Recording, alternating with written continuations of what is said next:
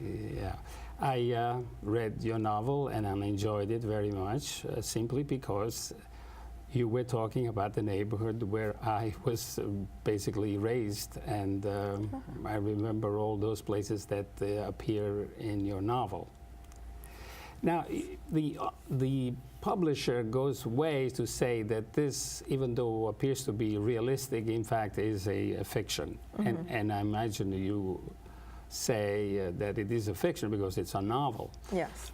Is it a memoir? Is it something related to some real experience? It's not a memoir. It takes place long before I was born in 1936. In the borough? In the borough of Brooklyn. Boro Park. Yes, in Boro Park, yes. And a lot of the events that take place are stories that I heard from my father growing up. Some of the people, some of the characters are based on aunts and uncles, and some of the characters I just kind of totally took and ran with. So I guess it might be called faction, because some of it's fiction and some of it's based on real people. Boro Park appears to be a real also part of the character of your novel, and obviously the L, which is like a snake going around the neighborhood, and maybe even listen to the troubles that people are having. Were you born in that area, or you lived in that area? Because you describe many places that that look real to me, and specifically you even give some very specific addresses. Thank you. Yes, I grew up very close. I grew up in Bay Ridge, but my father grew up in Boro Park. And so the house that I describe is the house that he grew up in. Little places like Piccolo's Bakery I used to go to for their rainbow cookies growing up. So a lot of the places are based upon real places. The school that the young character Tiger went to is the school my dad went to. So I was very close to it. The New Utrecht High School? He went to New Utrecht, but as a little boy, really? He went to, it was PS 131. And that was on 13th, I think it was Fort Hamilton Parkway and about 47th Street. And the shopping, how do you are also, that was part of the lore or part of the experience that your father related to you? Yes, especially there was a live chicken market, and one of my aunts... They're probably still there. I think it might be. One of my aunts witnessed a chicken being, strangled, and then it ran around without its head. My mother used to go and buy live chickens and really? see them. Yeah, that's, well, I go back a long time, probably not your time, but and not that old as the characters in your novel. But I do remember, probably I went to the same school, the same library, and it's amazing. I was reliving my youth, basically. That's so wonderful. I enjoyed it, the novel. And before we go into the novel, let's find out a little more about you. Now you just said you don't come from the Boro Park, but you come from Bay nearby, Ridge, a little closer. Nearby. Yes. So you never heard the noises, deafening noises of the yell, right?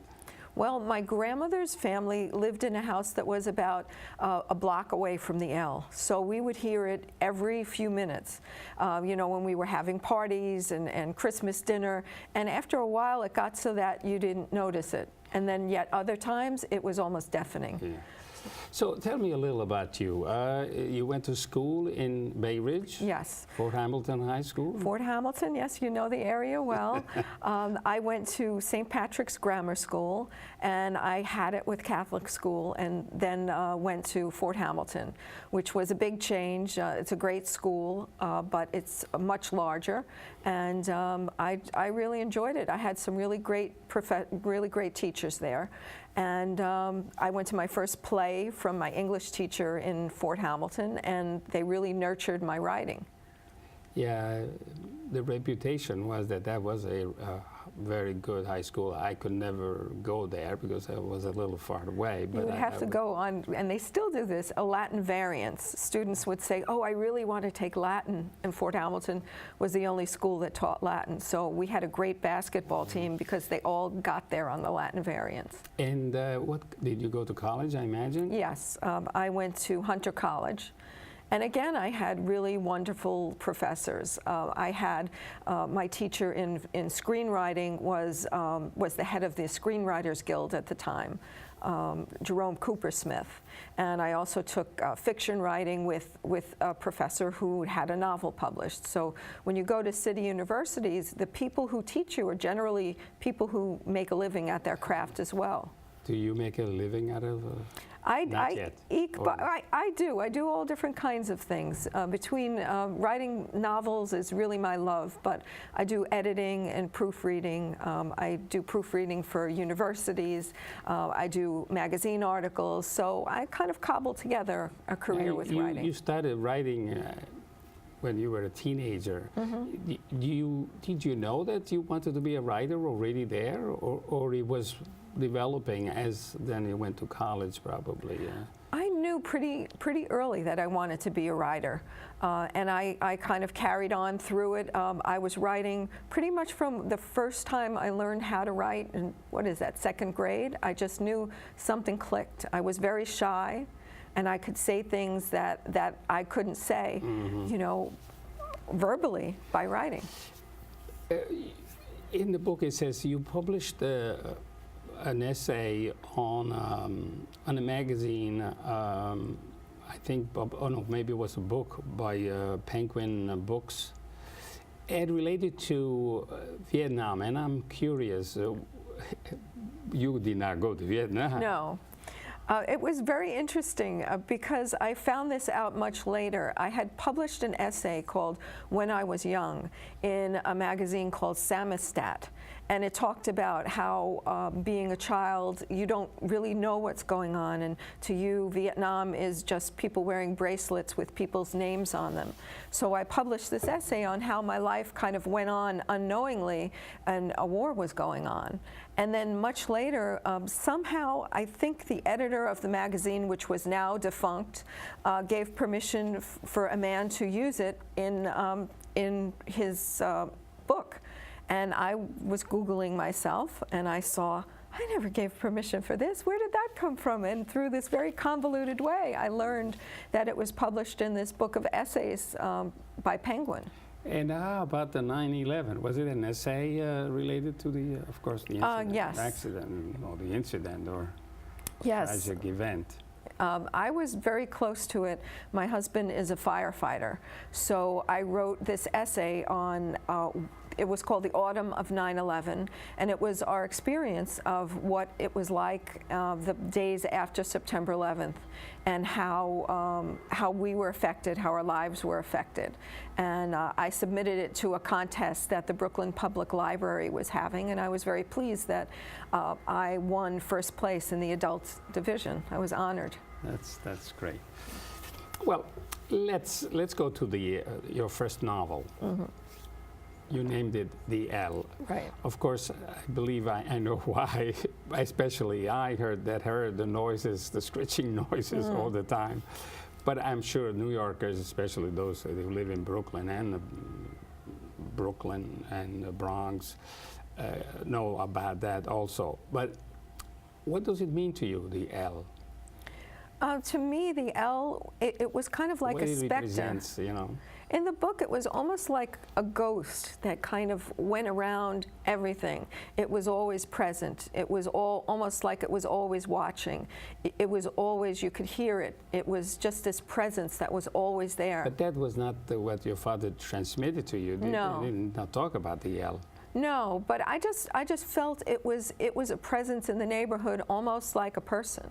So I used it almost as a character in the book because it comes up throughout. Mentioned, was it the civic snake or something right. like that? Yeah, definitely. The meanders all around the town, and it brings people in and it takes people out. Right. And of course, one of your characters will be working on the L. Exactly. So, to me, it's a metaphor for the lives of people that go in and out. Obviously, Boro Park is a very important scene in your book, and but it is a world which is very enclosed. people hardly go anywhere. Why is that? Because they were immigrants, or? Well, in those days, everything was kind of insular. People shopped in the same area. Everybody didn't have cars, and women didn't drive. So when they did the grocery shopping, they walked, and they got their live chickens. And a member of my family lived all his life in Brooklyn, around Fort Hamilton. Never went to Manhattan. Really? I mean, it was amazing when I found that. I could not believe, but it is. So I found it fascinating that, in a way, you were talking about the real stuff there. People who never... And yet, Boro Park, if you see it from the people themselves, it opens up. It's a world. It's a universal world where so many people, so many nationalities, so many backgrounds, so many languages that appear in your book also. Right, and back then everybody lived together. There were all different types of immigrant groups living together, from the man who owned the Chinese restaurant, and one of the main characters is inspired by my great-grandfather, who spoke many languages, worked in the Brooklyn Navy Yard. And my dad said he could walk down the street with him and he would speak Italian to somebody, would say something in Polish to someone else, that was would true, speak in right? Chinese to the man who owned the restaurant. He was the foreman there. He was some sort of... Yes, he was a foreman at the Brooklyn Navy Yard, and he supervised putting the guns on the Arizona and different ships that were built there. That's something could be explored a little more in the Navy Yard, you know, yes. It's gun history. Let's talk about now the characters. Who is Rosanna? Because I believe that is the main character. Right. We go around Rosanna, Roro. Right. She was inspired by my grandmother, by my father's mother, but all of the things that happened to her did not happen to my grandmother. But I just took somebody who was, my grandmother was a really strong woman. She didn't lead a very happy life. She wasn't outwardly affectionate, but you knew that she loved you fiercely. So I took a lot of her qualities. Oh, it was not the grandmother in the book that was your grandmother. I thought maybe that. No, Rosanna was my grandmother, and the one Rosanna's mother is based on my great grandmother, who my great grandfather did. Even though her name was her real name was Mariangela, he called her Bridget because he said she looked Irish. She had green eyes and she looked Irish. That was in the character who had 7 children. Yes. And Rosanna was the first. Right, she was the oldest. Now, in this book, you deal with very serious issues that we still have today, like incest, yes. drunkenness. Obviously, you took that as from, I imagine, even from newspapers, but that is, why did you put that in there? Because of suspense, because curiosity? How did you develop that theme? Well, I think there's a lot of abuse in households where there is a drunken male, so there is a lot of sexual abuse that goes on, and it's something that I heard from a few friends growing up. Episodes like that happened, and it is in the news. So, and it was a very suspenseful thing, and it always, I think it always really upsets people, as well it should, and it makes, kind of grates on people. In your book, it's true, in the beginning, it's suspense. You begin Right. to think of the worst is going to happen, is coming. You're waiting for that to happen because it's never clear Right. what happened. And then later on, it resolves in a sense that, finally nothing happened, Right. basically like that. But it is a serious subject, and I think it was good that you mentioned even among healthy people, you would think that Italian families, Irish, Jewish families, these things may not happen, but it did happen, or at least it shows. Now, the Anthony, who's the drunkard, the troublemaker in a sense, Right. he was an Italian, and he caused a lot of problems, right? I see this novel as the good and the bad, and also one bad apple spoils everything. Right. And that what was Anthony, right? Right, and so many times you see somebody who might have had a very bad childhood, but is now in a situation, in a very loving situation, embraced by this new family, has a woman who loves him, but you just see that he just cannot get beyond his childhood, cannot get beyond the bad things that happen to him, and so he just kind of drags everyone down with him, or tries to. Now, what was Anthony the drunkard's job, and how did he behave? He was a conductor on the L. He was a conductor on the trains, and he was able to kind of shield what he did. He drank on the job, and in those days they had the conductor just opened and closed the doors, and so it wasn't a job of huge responsibility. He wasn't driving the train, and he drank while he was doing it. And of course, he had a very sad history himself. Yes. In a way, it tried to explain why. But of course, the why is not necessarily acceptable, because even though he had a bad past, it doesn't mean that he had to, he never really grew up, or I don't know, he was taken by the drinking. Exactly. He would drink away, he would go to Coney Island. That's another area which I think the people of that age, that time, basically, what did they have as an entertainment? Right, there was no television. Coney Island was a huge draw, and a lot of scenes take place in Coney Island. And my father used to tell me that his dad would give him and his sister $5, and they would spend the whole entire day there. Yeah, I know Coney Island very well. I did the same trips myself, so I do know. So he, in a way, is excusable, but not excusable. He's bad. I don't know. In the end, we probably forgive him, but the ending is not so great for what he does. He really spoils the family. He does. And the Paradiso family, it's also a real kind of a set. Do you know people like that?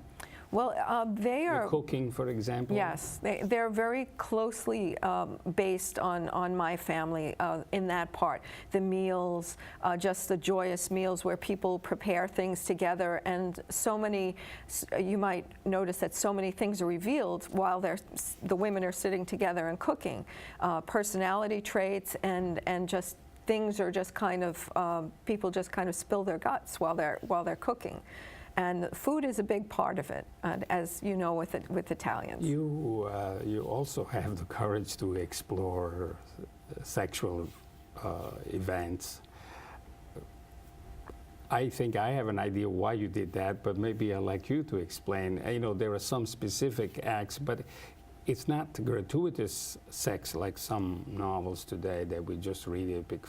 But it was to perhaps to show the character, the intimacy of the moment, to show the characters, and because sex there was not really very pleasant. There was no, Tony almost used it to punish his wife in some parts, and then you see parts where there are characters who are coming back over a very difficult thing like losing a child and are not ready to be intimate yet with their husbands.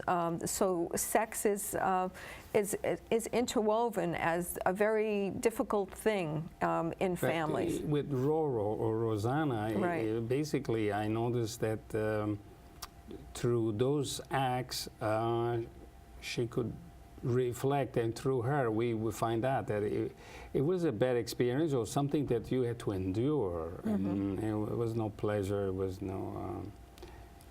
Right, it was because of the way Tony was. It was almost as though she couldn't reconcile the person who was outside of bed and the drunkenness and the not coming home at night, and then suddenly she was supposed to be this loving wife, and she couldn't, it was a dichotomy, she just could not deal with that.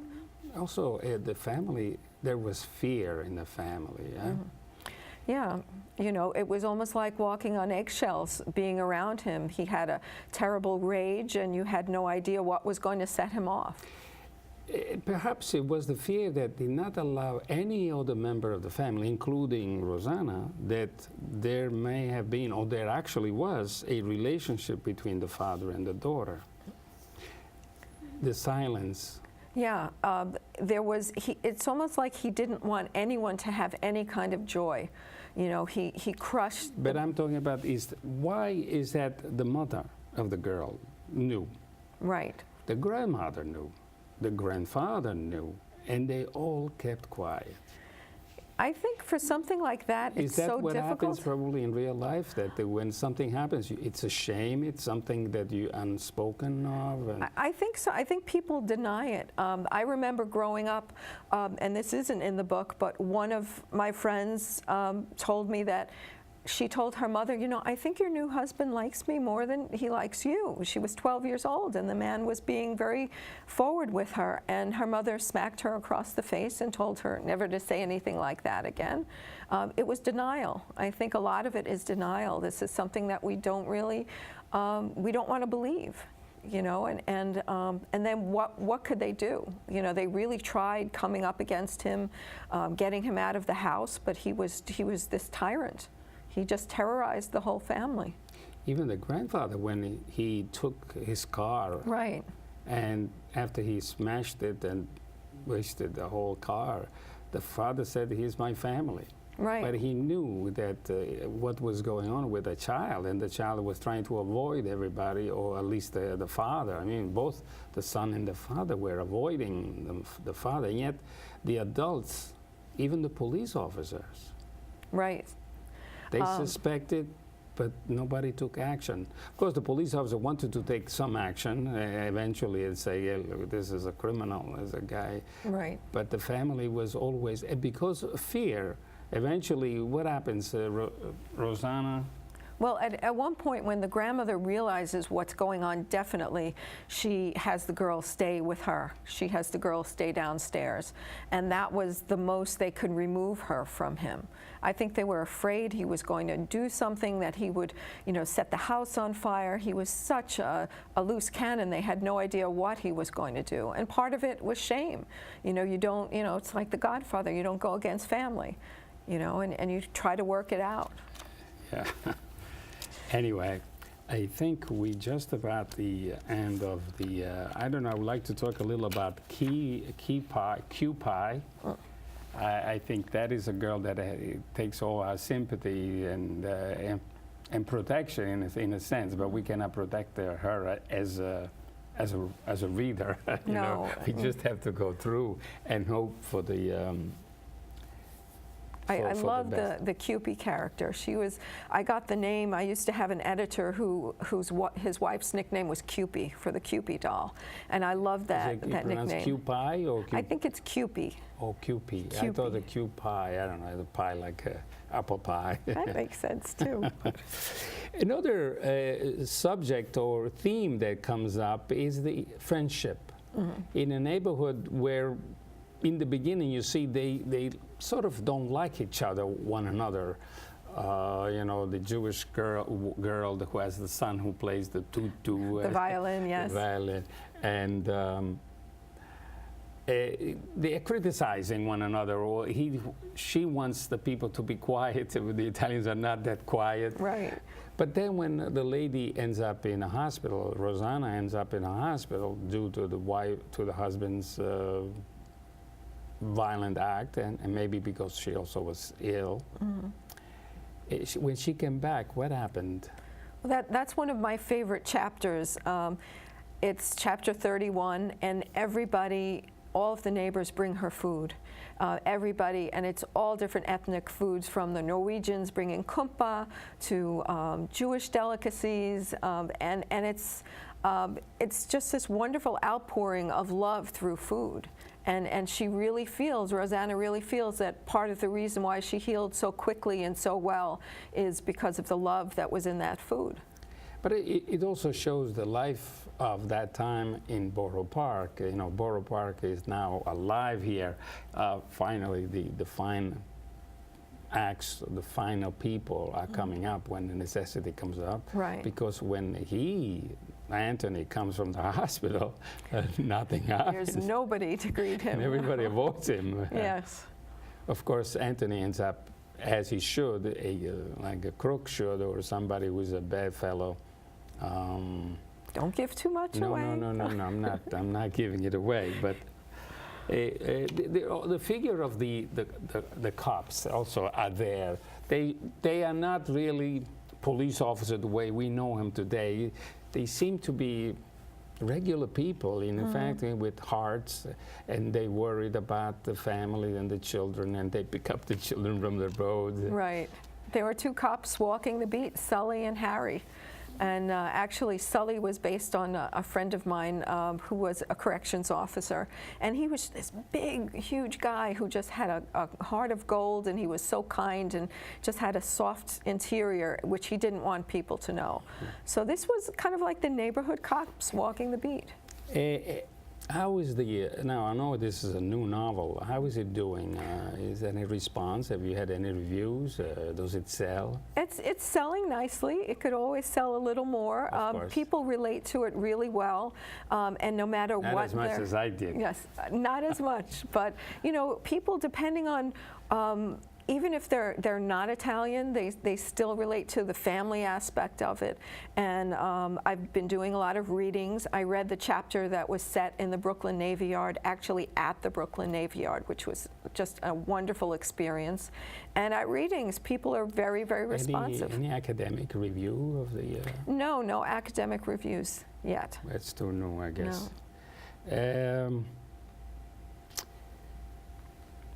Do you expect to have another novel soon, I guess? Yes, I'm working on novel number 2, and it's also set in Brooklyn. The main character is a Jewish drummer, a female drummer.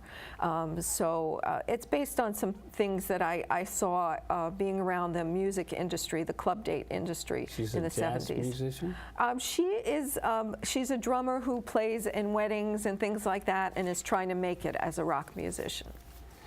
Okay, I wanted to ask you a couple of questions about the Italian Americans. Do you have any contact with some Italian American organization or writers, for example? Yes, I am in touch with, I did some readings at Iowa, the Italian American Writers Group. With Robert Viscusi? Yes, and I would love to do something at the Calandra Foundation, but since the L is an e-book and not like a brick and mortar book, it's a little tough to do something like that. Okay, we have reached the end of our program, and thank you very much for your novel, and I hope we'll see you when we have the others. Thank you very much. All right.